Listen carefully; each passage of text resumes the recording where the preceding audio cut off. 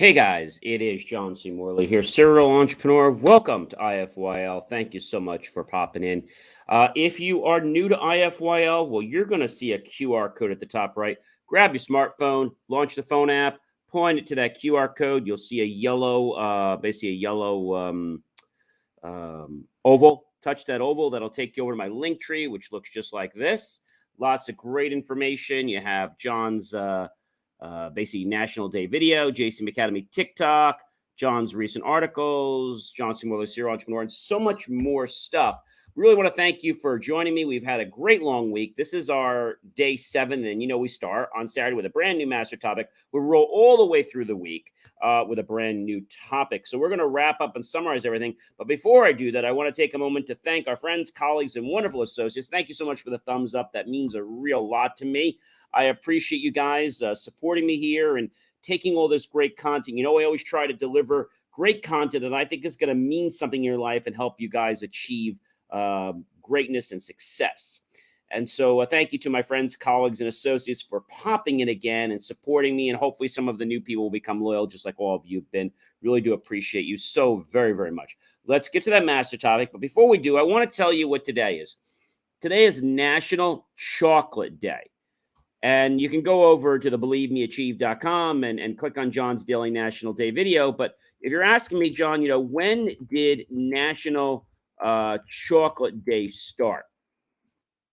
Well, National Chocolate Day was first celebrated on July 7th as World Chocolate Day. And the person who created National Chocolate Day was the National Confectioners Association list, which was September 13th, as International Chocolate Day, coinciding with the birth date of Milton S. Hershey, September 13, 1857. And Ghana, the second largest producer of cocoa, celebrates Chocolate Day on February 14th in Lativa, World Chocolate Day on July 11th. So why did National Chocolate Day on October 28th? You're probably wondering, why is it? Well, they kind of changed it around a little bit. And so National Chocolate Day, it recognizes one of the world's favorite tastes. While many specific chocolate-related holidays exist throughout the year, National Chocolate Day celebrates all things chocolate. So not just candies. It could be hot chocolate. It could be liqueurs. It could be anything with the flavor of chocolate, not just candies. And so chocolate earns its day of honor of being America's favorite flavor. Some say the sources for July 7th or December 28th as Chocolate Day or International Chocolate Day, but on October 28th, that is basically National Chocolate Day. It's not just chocolate, it's just the whole chocolate flavor. So chocolate comes from the seed of the tropical Thembroma cocoa tree, and the humans have been cultivating cocoa for at least 3 millennia. And the plants grow in Mexico, Central America, and South America. And historians documented that's in the earliest known use of cocoa seeds at around 1100 BC. And the intense bitter taste of cocoa requires the bean to be fermented to develop that flavor. So if you have not had a chance to have some cocoa, well, definitely do that. Enjoy some great cocoa. Hello there, Ken. It's great to see you. Thank you so much for your great comment. And he says, savor the flavor of the awesomeness in you, sir, for sharing your delectable nuggets of wisdom, information, inspiration, knowledge, enthusiasm, guidance, motivation with us tonight and every night, sir. Thank you so much, Ken. It means a lot that you say that. And then you also said, savor the flavor of the awesomeness in National Chocolate Day. Yes, you have to have a chocolate truffle on National Chocolate Day. What is a chocolate truffle? Well, you can go to my video and check it out. But a chocolate truffle, is it really a truffle? Well, truffles inspire the name of chocolate truffles. It's not because these sweet little bites are made from truffles. It's because they resemble that very vague resemblance of the fungus. And chocolate truffles are made from chocolate ganache dusted with cocoa and formed into a ball. So they're really not truffles the way we think about truffles. So the difference between chocolate and a chocolate truffle. So chocolate and chocolate truffles, essentially a chocolate truffle is a dessert made from chocolate, while chocolate can be a standalone product A chocolate truffle can only consist of chocolate cream pairing to create a delicious new bite-sized treat. Pretty neat. So if you're saying to me, John, what is a truffle? So a truffle are edible spores that grow on the underground fungus in the family. But the thing about this, it's really calling it a truffle because of what a truffle means. Oh, so you got to you had a chocolate truffle last century? It's delicious. I had one. I have to tell you, Ken, it was amazing. I have basically a client of ours, and we were doing some things, and we actually are rolling out something really cool. It's coming out this week. It's called 10 cakes around 10 delicious cakes around the holiday that you should have at your table. And every single day, starting with I believe it's November 1st, I've already gone through all these cakes, but I sample every one of these cakes and I take just a spoonful of it. And it is, when I tell you delicious, it is delicious. All right, let's get into that master topic, shall we? How to stay focused. Whether you're a scientist, whether you're an entrepreneur, whether you're just a starting business owner, whether you're a salesperson, whether you're a student, there are lots of distractions in our life. Oh, from Godiva chocolate. Okay, I actually had mine from a famous Ukrainian bakery in New Jersey called Skaza's Cakes. And I have to tell you, it is probably the best truffle I have ever had. And I've had some amazing chocolate. So when we think about staying focused, we can think about a microscope and how we have to really zoom in or use the electron microscope to automatically zoom in. Focusing allows us to take our attention and put it all on something for a moment. However, if we don't make the effort to focus on something, you know what's going to happen? We're going to become very, how can I say, out of base with what's really going on. So focusing is a necessary skill that we need to develop if we want to learn more about ourselves and we want to learn more about others. I talk to a lot of people each day and they say to me, John, focusing is overrating. And I say to them, no, it's not. Because when you focus, you see, you have to be willing to accept the flaws that you might have and the good things. So when you get a flaw, because none of us are 100% perfect, we want to refine that flaw, right? We want to make it better. We want to learn from our mistakes. And so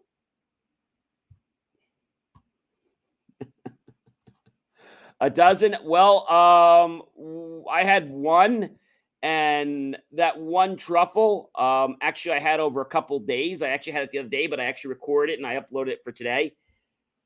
I had, I'm going to say maybe 3 or 4 spoonfuls over 3 or 4 days, and truffles are very rich. So when we focus on baking, we get a very rich and very unique flavor. When we focus on our work, we become really good at what we do. When we focus on creativity, we start to birth ideas that we didn't know exist. Now, there's something I'm going to be talking about, and I'm not sure if I'm going to do it next week or the following week, and it's called the heart-brain connection. And I have to tell you, this is something that really inspires me, because when we take the time to focus on the beauty that we have, not just outside, but inside our body, we are able to move mountains. We're able to create things out of nothing. Now, it's not us creating, it's our creator. Our creator has given us gifts so we can create. Now, if you're saying to me, hey, John, I've been trying all this stuff. I've been doing this 100 years. It's not working for me. Well, what's not working for you, chances are you're not really focusing. If you thought about a microscope, for example, and you say to me, John, I'm using the microscope, but I can't focus. Either A, let's talk about why would a microscope not be in focus? Why would you not be able, let's say, to focus your microscope? And there's a lot of reasons. The higher the microscope, condenser may be set too high or too low. Okay. Perhaps, the the slide is not closed all the way down. Okay. There also could be the fact that the sample has too low of a concentration. Maybe our magnification power is not high enough, right?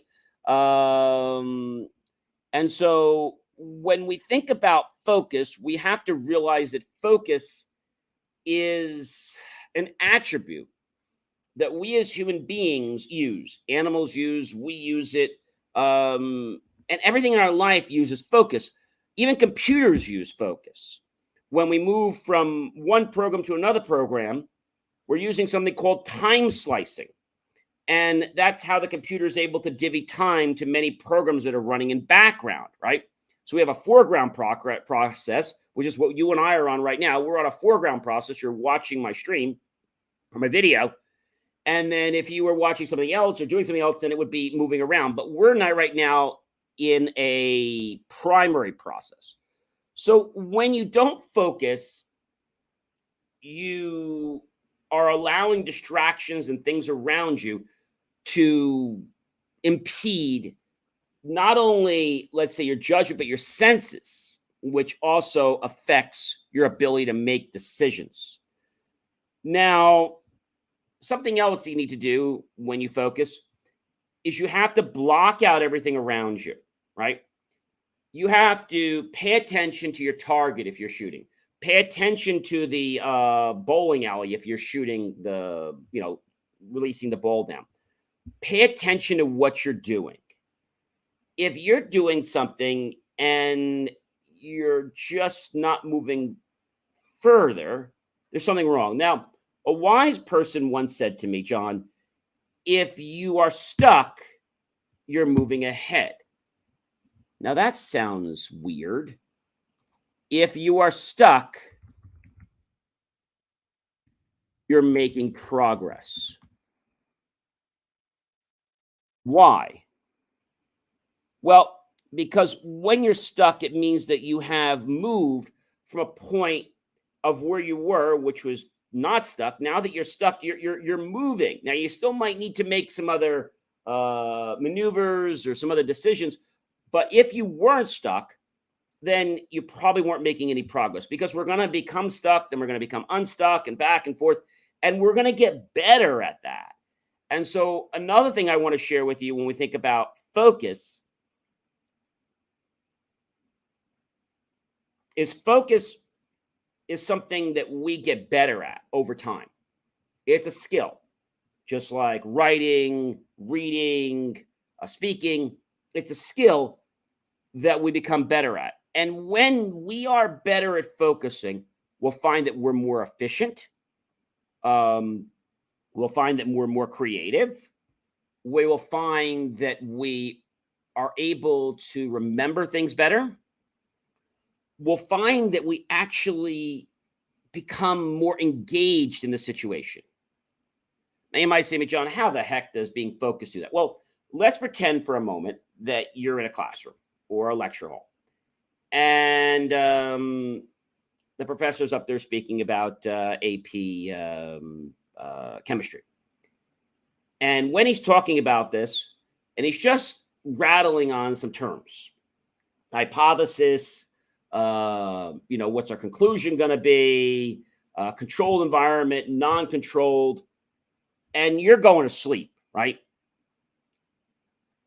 If you focus, okay, like let's say the beaker and he's pouring different things in, and when this happens, and you just say, look, I'm going to put all my energy so that I can look straightly at that beaker like a laser beam. And when I do this, nothing around me is going to matter. In case there's an emergency, of course, we'd respond to that emergency. But nothing around me is going to detract me from that professor speaking about this chemistry concept, right? And so let's talk about something. So what are some popular chemistry concepts? Well, one might be states of matter. Okay. Another one might be how we think about a gas, right? So solids, gases, liquids, and how things can alter their states, right? We could think about that. We could also talk about things like, chemical reactions. And so if we pay attention to what's going on, then we are able to actually get involved. We're able to get more engaged. And when that happens, our brain and our body focus, right? So when we focus on that experiment, let's say it was boring as heck, right? But now we're focusing on it really clearly. And we're starting to say, wait a minute. And everything else is kind of like, out. Like you're blocking everything else out. You have your cell phone on vibrate or have it off. You're not paying attention to your neighbor. You're not worrying about what you're going to do later on for dinner or who you're going with this weekend or your friends. You're focusing on this. And you say to yourself, look, I want to just focus on this professor for the next, whatever it is, 20, 30 minutes, because I know that I'm going to learn something if I focus. And if I focus and the test comes, I'm going to get an A on that test. Why? Not because I have to, but because I want to. And where I want to end tonight's show is the fact that making a choice to become passionate about something can actually fuel us even more. So like I said, whether you're scientists, whether you're engineers, whether you're owners, whether you're salespeople, your passion is what's going to propel you forward to more success. But if you don't make a choice to become focused, that potential possibility is going to flee as quickly as it could have entered your life. Now, that seems like a lot to digest. I mean, I know, John, that's a lot. And it is. So just think about it this way. If there's something you're trying to learn and you hate it, I want you to focus on one part of it and say, what's one thing about it that's interesting to me? There's got to be one part. Maybe somebody's doing physics and you're not a physics person. But you know that they're using a blue ball and a red ball, and you know that you love the color blue. That's enough to hold your attention temporarily until the experiment gets your attention to kick in on wildfire. Does this make sense? So making a choice to be focused can actually be the difference of you being successful, of you being able to survive, or you being able to thrive. Hey, ladies and gentlemen, you know who I am by now. I'm John C. Morley, serial entrepreneur. It has been an amazing privilege, pleasure, and honor to be with you this fantastic Friday night. I hope that you have a great rest of your night or morning. And I hope that when things start to happen in your life, you say, self, I need to focus. I may not know all the ins or the whys, but I know that if I focus on this, I'm going to learn something. And that's going to help me become a better version of myself. And that's going to help me and those around me that I care so much about become successful. Have yourself an amazing rest of your night. I also want to share with you that if you're in the New Jersey area, John the Science Guy, which is also me, I am launching our very first in-person STEM demonstration class at the Oakland Public Library on November 12th. If you want to get tickets, the class is free, but you do have to RSVP. Just go to Orbital, O-R-B-I-T-A-L, Media, M-E-D-I-A, events, E-V-E-N-T-S, .eventbrite.com, and register there. And there's going to be so much great stuff that we're going to be talking about. We have 3 experiments. We have some light refreshments. And if you could just focus on even one part of the experiment, I think the entire experiment is going to draw you in a way you never believed possible. See, we are our own critics, and we're analyzing something that we don't like, but we haven't given it a chance yet. So give life a chance and realize that when you focus, you're going to start to enjoy the flavor of the chocolate. Anyway, no pun intended. Have yourself chocolate today if you haven't. If you didn't have one today, go out and get a truffle tomorrow or have something like that. You don't have to have a lot of it. And just enjoy the flavor of the chocolate and really maybe close your eyes, focus on the flavor of the chocolate and notice how that chocolate just kind of opens endorphins in your body and causes this natural high. I think you'll be pretty amazed. If you start focusing, you're going to start seeing a new you. I hope you guys have a great rest of your night, and I'll see you guys. Do you know when? I'm going to see you guys tomorrow with a whole new master topic. So you're definitely going to want to stay tuned for that tomorrow. We'll see you. Have a great night, everyone.